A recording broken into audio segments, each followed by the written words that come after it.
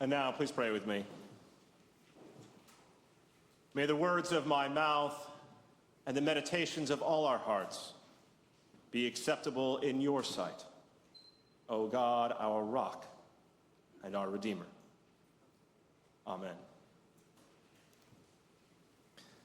Well, happy Easter to each and every one of you. Ever since I was a boy growing up in this church, Easter has always been my favorite holiday, and it remains so to this day. I mean, there's so many great aspects about Easter.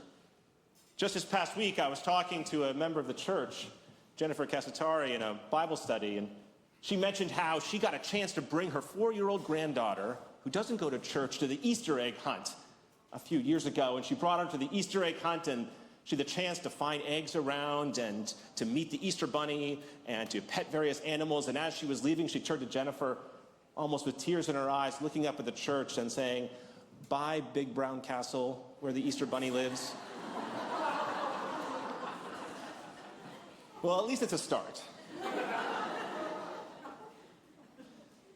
Easter is indeed a joyous day with so many great aspects to it: the family, the food, the fellowship, the music. The question is, to what degree, though, is it relevant to our lives? What difference does it make, practically speaking? Now, the Good Friday part of the story, that's easy to understand. The Good Friday part of the story involves personal betrayal. I'm sure you've experienced that. Good Friday part of the story involves an imperial power killing an innocent man in order to maintain its power. It involves friends abandoning you at your moment of greatest need. It involves a religious establishment corrupted by power and politics. It involves pain and real suffering and grief. The Good Friday part we get. That, unfortunately, is true to life.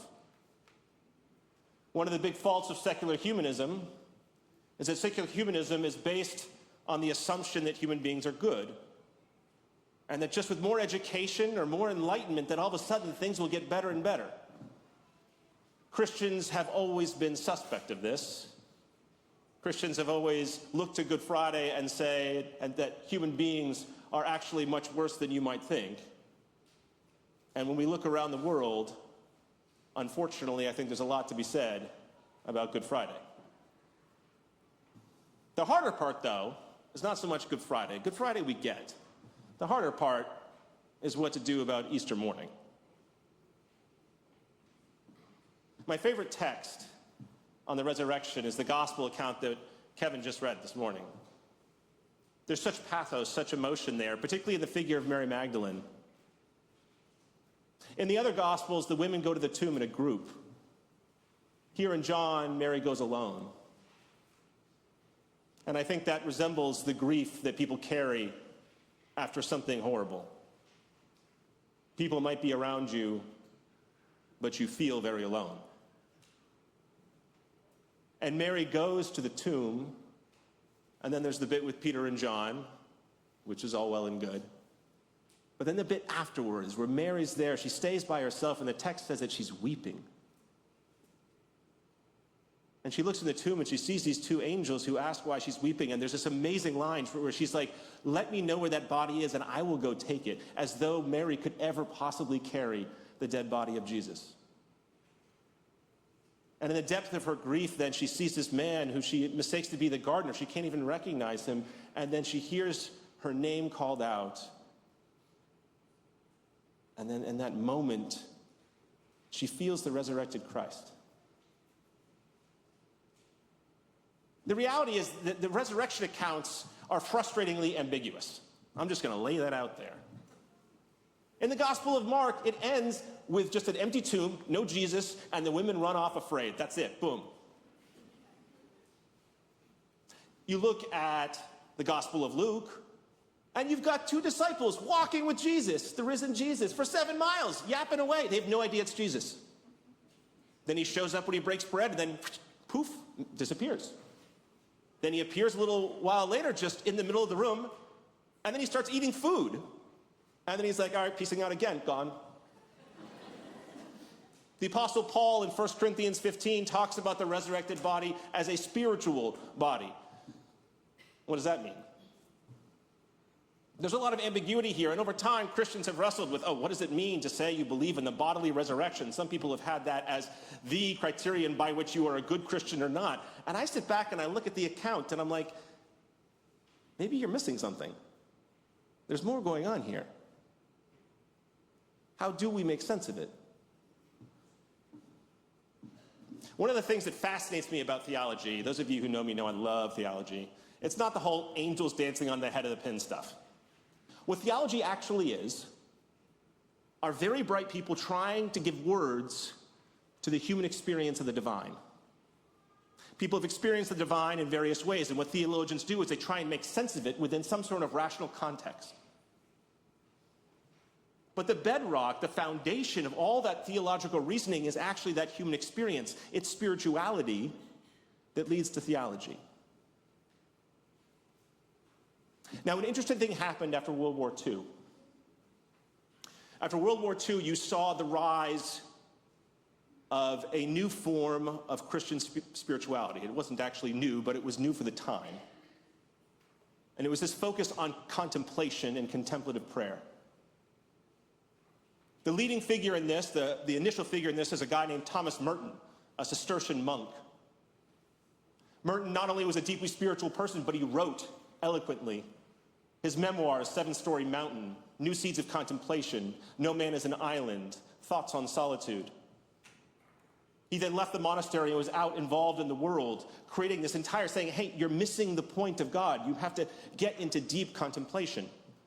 Since then, there have been people like Thomas Keating, Richard Rohr, Henry Nouwen, Cynthia Bourgeault, all sorts of other figures that also are saying, hey, if you want to understand God, you have to go into this contemplative tradition.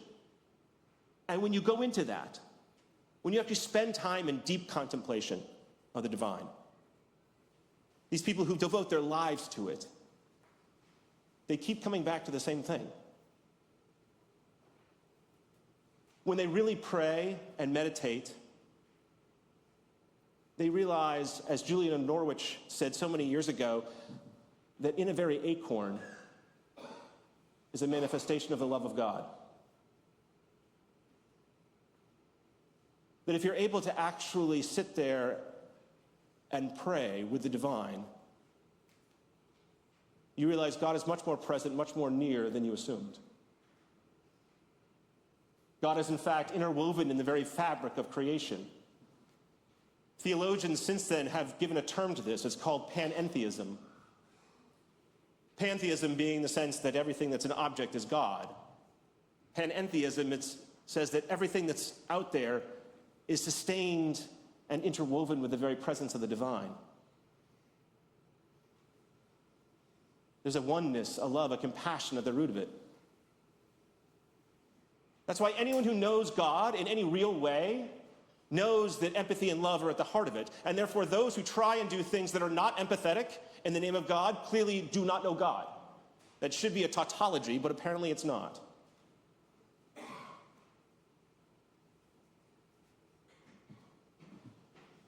And I'm sure you've all had some glimpse of this.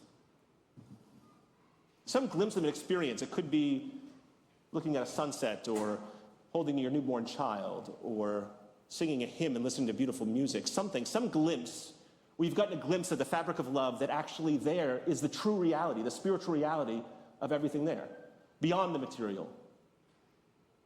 I'm sure you've gotten a glimpse of it at some point in your life. I bet that's one reason why you're here this morning. Now think for a moment if that experience was magnified. Christians proclaim that Jesus was a human being, fully human, that's Christian theology, but that the very Word of God was somehow hypostatically joined with his soul, such that those who could see it could actually see into it and realize that there is the very fabric of God staring them in the face. What met Mary on that resurrection morning? It was that overwhelming realization of what's really real. That's all around. We cannot say much about the resurrection, for sure.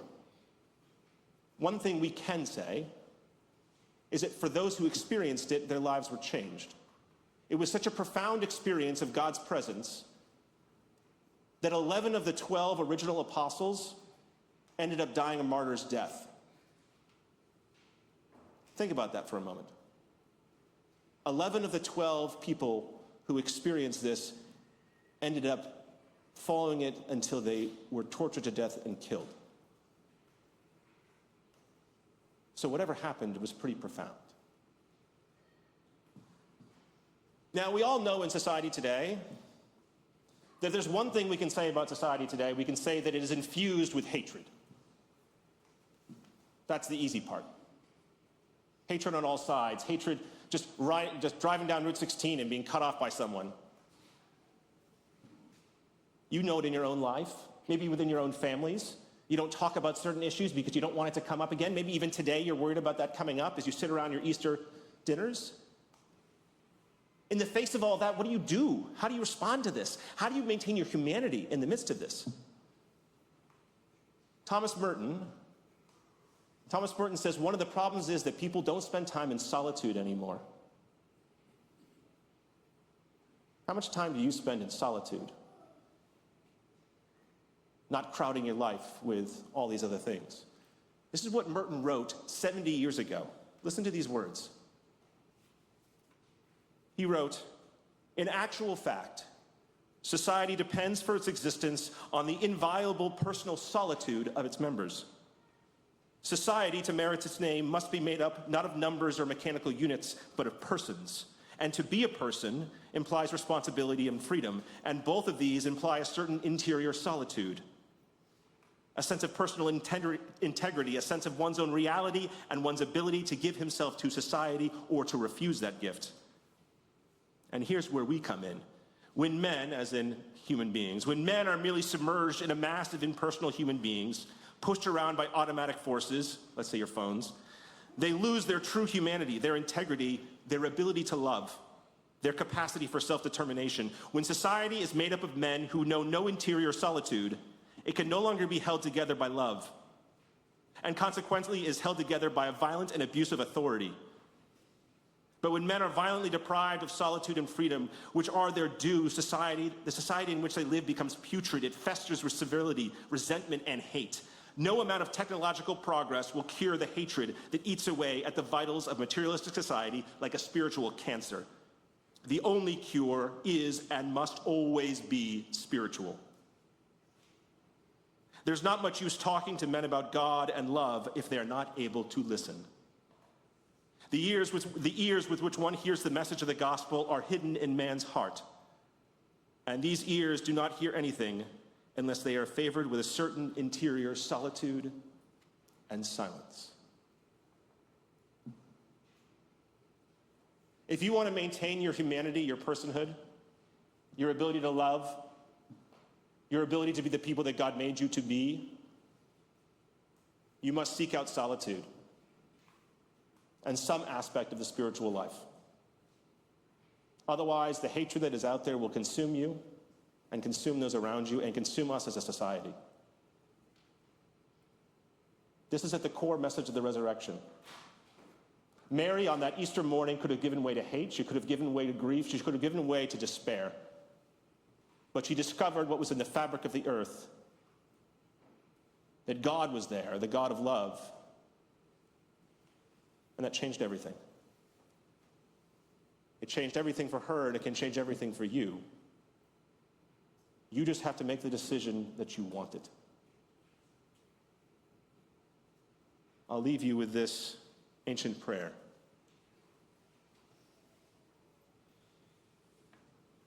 O God, who rulest the worlds from everlasting to everlasting, speak to our hearts when courage fails and men faint for fear, and the love of many grows cold, and there is distress of the nations upon the earth. Keep us resolute and steadfast in the things that cannot be shaken, abounding in hope, and knowing that our labor is not in vain in thee. Restore our faith in the omnipotence of good. Renew the love that never faileth, and make us to lift up our eyes and behold beyond the things which are seen and temporal, the things which are unseen and eternal. May you choose that path, and may you find the way to true love.